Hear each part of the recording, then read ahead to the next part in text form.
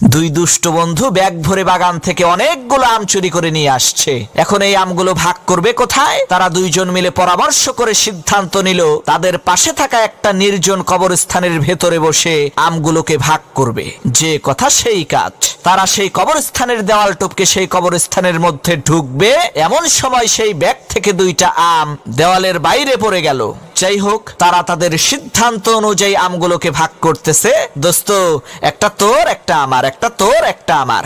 এরই মধ্যে সেই কবরস্থানের পাশ দিয়ে এক লোক হেঁটে যাচ্ছিল। এখন সেই লোক তো আর জানে না যে কবরস্থানের দেওয়াল টপকে তার মধ্যে চোর ঢুকছে। সে তো মনে করছে কবরের মধ্য থেকে মনে হয় ভূতে কথা কয়। তখন সেই লোক তাড়াতাড়ি করে মসজিদের ইমাম সাহেবের কাছে যেয়ে বলছে, হুজুর, কবরস্থানের মধ্যে ভূত ঢুকছে, আপনি জলদি করে আমার সাথে আসেন। তখন ইমাম সাহেব কয়, আরে মিয়া, কি আজে বাজে কথা বলেন, কবরস্থানের মধ্যে আবার ভূত আসবে কোত্থেকে, চলেন তো দেখি। তখন সেই লোক আর ইমাম সাহেব দুইজন মিলে কবরস্থানের পাশে এসে দাঁড়াইছে। ইতিমধ্যে দুই বন্ধুর চুরি করা সবগুলো আম ভাগাভাগি করা শেষ। তখন এক বন্ধু আরেক বন্ধুরে বলছে, দোস্ত, এইখানে যে কয়টা আছে সেইগুলো তো আমরা খাওয়ার জন্য ভাগ করলাম, কিন্তু দেওয়ালের ওই পাশে যে দুইটা আছে ওই দুইটার কি করবি? তখন অন্য বন্ধু বলল, কেন, একটা তুই খাবি আর একটা আমি খাবো।